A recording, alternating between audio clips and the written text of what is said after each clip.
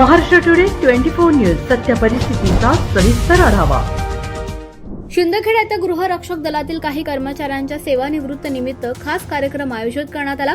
हा कार्यक्रम शिंदखेडा पोलीस ठाण्याच्या परिसरात मोठ्या आदरयुक्त वातावरणात पार पडला। सदर कार्यक्रमास माजी नगरसेवक सुनील चौधरी, शिवसेना तालुका प्रमुख प्रकाश चौधरी, माजी सैनिक Bhushan Pawar, police head constable Anant Pawar तसेच पोलीस पाटील शिवाजीराव पाटील, कैलास पाटील, हतनूर येथील एव्ही पाटील, दीपक जगताप, अशोक बडगुजर, सुधाकर नाना मराठे, जगदीश पाटील मंचावर उपस्थित होते। उपस्थित मान्यवरांचा सत्कार आयोजकांच्या वतीनं शाल आणि पुष्पगुच्छ तसंच श्रीफळ देऊन करण्यात आला। कार्यक्रमात एव्ही पाटील, प्रकाश चौधरी, कैलास पाटील आणि भूषण पवार, सुनील चौधरी आणि सेवानिवृत्त गृहरक्षकांना शुभेच्छा देत त्यांच्या भविष्यासाठी शुभकामना व्यक्त केल्या। त्यांनी त्यांच्या समर्पित सेवा आणि कर्तव्य पारणतेसाठी त्यांचा सत्कार केला। तसंच सामाजिक सुरक्षा आणि स्थानिक प्रशासनात त्यांचे योगदान महत्त्वाचं असल्याचं सांगितलं। तर अध्यक्षीय भाषणातून सुनील चौधरी यांनी सेवानिवृत्त कर्मचाऱ्यांच्या कार्याची दखल घेत त्यांच्या योगदानाचं कौतुक केलं। गृहरक्षक दलाचे कार्य केवळ कायदेशीर सुरक्षा पुरवणंच नाही, तर समाजातील सुरक्षा आणि अनुशासन राखण्यात महत्त्वाचं आहे। यामुळे येथील नागरिकांना सुरक्षित वातावरण मिळतं, स्थानिक प्रशासन कार्यक्षम राहतं।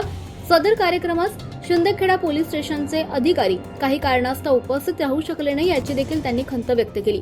या कार्यक्रमाचे सूत्रसंचालन सुभाष लोहार शिरपूरकर यांनी केलं। या सन्मान सोहळ्यात गोपाल पवार, सुधाकर मराठे, लोटन देवराम पाटील, लोटन पुंडलिक पाटील आणि सौ शैलाबाई सोनार या गृहरक्षकांना खास सन्मान प्रदान करण्यात आला। उपस्थितांनी त्यांचे सेवाभाव आणि शिस्तप्रिय कार्य याबद्दल आदर व्यक्त केला।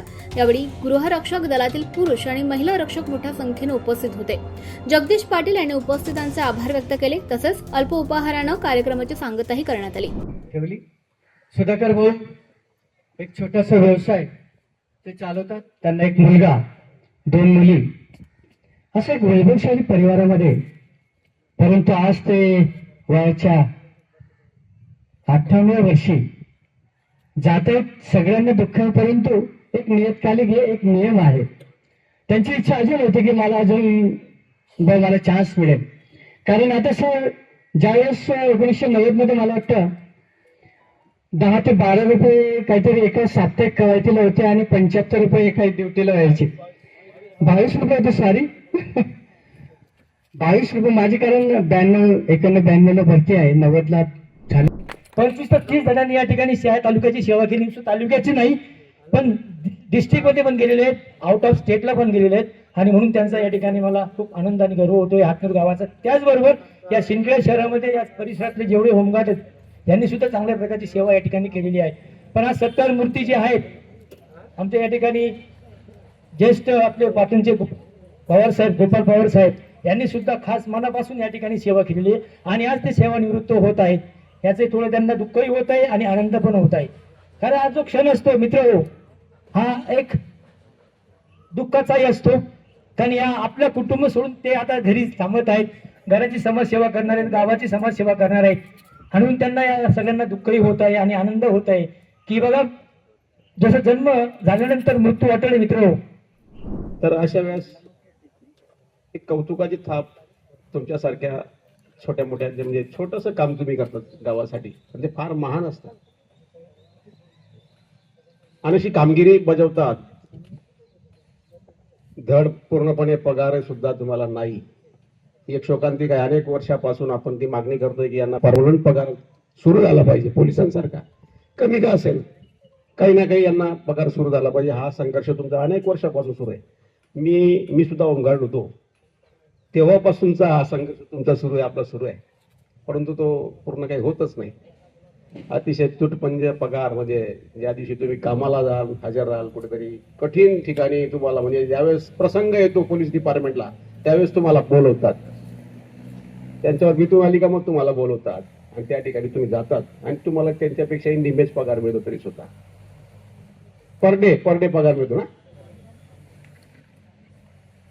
आणि अशा अवस्थेमध्ये तुम्ही अतिशय खडतर काम करून तो छोटेखानी का असेना तो पगार मिळवतात, आपला उदरनिर्वाह, आपला प्रपंच, आपला कुटुंब सांभाळतात। शुक्ल जरी आज असेल तर सर्व गरीब परिवारातून आपण या ठिकाणी सेवा करीत आहात। मित्रांनो, मैत्रिणींनो, बंधूंनो आणि भगिनींनो, मी तुम्हाला या ठिकाणी आज माझ्या लहानपणाची गोष्ट सांगतो। माझ्या मामांकडे म्हणजे एरंडोलला, मी 7वीपर्यंत एरंडोलला शिकलेलो आहे. मामाकडे 20% शेती होती, तरी ही खाकी वर्दी त्यावेळेस निशुल्क, तरी मामांनी त्या होमगार्डात सेवा केलेली. असे बरेच लोक होते ज्यावेळेस, आज जरी आपण परिस्थितीने गरीब आहोत पण त्यावेळेस आधी म्हणजे घराची चांगली श्रीमंती असून सुद्धा या सेवेत दाखल होते. परंतु काळारूपी प्रत्येकाला एक कामाच्या अडचणी असतात आणि मग हळूहळू रोजगार मिळावा म्हणून प्रत्येकजण धावपळ करत होतो. तर आज त्या 1 रुपयापासून तुमच्याला 1283 रुपये तुम्हाला पर डे या ठिकाणी मिळतं. 1283 रुपये काही फार मोठी गोष्ट नाही. अहो, सेंटिंग काम करणारा सुद्धा 1000-1200 रुपये मिळतात. आपण तर खाकी वरती घालून एक इमानदारीने काम करतो. ज्या तुमच्या ह्या शिंदखेडा पथकात 1 रुपयाचाही कोणावर डाग नाही की याने लाचलुचपत मध्ये 1 रुपया कोणाकडून ड्युटी करताना मागितला असेल. बंधूंनो, तुम्ही तरी पुरुष आहात, तुम्ही अपडाऊन करू शकता. पण माझ्या भगिनींना मी बऱ्याचदा पाटण चौकरीला बघितलंय, 1 महिला असेल 2 महिला असेल, बाहेरगावची ट्रक असेल, ओळखीचं असेल नसेल तरी ती बिनधास्तपणे डेअरिंग करून त्या गाडीत बसते आणि ड्युटीला जाते. म्हणजे हे तिच्याकडून ताकद आली, ही तिच्या अंगावर असलेली वर्दी. या वर्दीची ही ताकद आहे. या वर्दीमध्ये एवढा पॉवर आहे. गणपती पिरियड असेल, बरेचसे आपले उत्सव असतील, त्या ठिकाणी होमगार्ड बांधव एवढे प्रामाणिकपणाने ड्युटी करतात. अतिशय रात्रीपर्यंत सकाळ उजेडपर्यंत त्या मूर्तीजवळ सुद्धा झोपून राहतात. हो, एवढी प्रामाणिकपणाने कोणी चहा देव, पाणी देव, जेवण देव, नको देव, तरी त्या ठिकाणी कोणाकडून अपेक्षा कधी व्यक्त केल्या नाही. म्हणजे शिंदखेडा धुळा जाऊ द्या, डिस्ट्रिक्ट जाऊ द्या, आउट ऑफ स्टेटला जाऊन ड्युट्या केलेल्या आहेत असे बरेचसे बांधव या ठिकाणी. आज या 1283 रुपयामुळे आता थोडीशी ओढ लागली की माझी ड्युटी लागेल का, मला सुद्धा 1283 रुपये मिळतील का. आधी तेवढा पण नव्हता. महिना 2-2, 4-4, 6-6 महिने पगार व्हायचे नाही. आता होतात का नाही मॅडम मला माहीत नाही. बरंच आपण बघतो की ह्या महाराष्ट्रासह इतर स्टेटमध्ये तुम्हाला परमनंट करण्यात आलंय.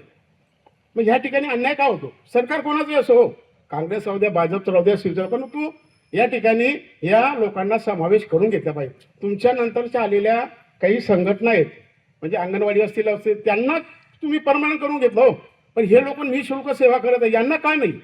बरेच लोक कोर्टात पण गेले होते साहेब, पण कोर्टाचाही निकाल मला वाटतं लागलेला आहे. परंतु शासन इतकं निर्दयी शासन आहे की तुमच्या बाजूने ते पाठीशी उभं राहत नाही. का राहत नाही.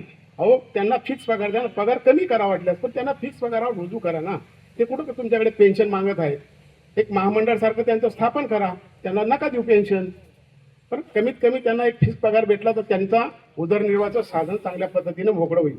आज वर्षातून मॅक्झिमम माझ्या मताने 90 दिवस, कोणाचे 100 दिवस भरत असतील, पण तरी बाकीचे दिवस त्यांना इतर कामासाठी जावं लागतं. मग इतर कामासाठी कुठं परमनंट कामाला नाही भेटेल, जे रोजंदारी भेटेल ते करावं लागतो आणि आपला परिवाराचा उदरनिर्वाह या ठिकाणी करावा लागतो. अशा ठिकाणी शासनाने कुठंतरी या होमगार्ड सेवेचा दखल घेतली पाहिजे असं मला या ठिकाणी वाटतंय. आणि या सेवेत करताना मी आधी पण बोललो की 1 रुपया बी नाही हो साहेब. जेवढं मानधन भेटलं ते कधी भेटेल नाही भेटले त्याची वेळ पण नाही. कधी कोणाकडून 1 रुपयाचा भेटला असता पैसा भेटेल, पण तो कधी स्वीकारला नाही या होमगार्ड बांधवांनी. एवढी ह्या ठिकाणी यांची इमानदारी आहे. महाराष्ट्र टुडे मराठीसाठी ब्युरो रिपोर्ट मुरलीधर माळी, शिंदखेडा, धुळे. आजच महाराष्ट्र टुडे 24 न्यूजला सबस्क्राईब करा आणि सत्य परिस्थितीचा सविस्तर आढावा पहा.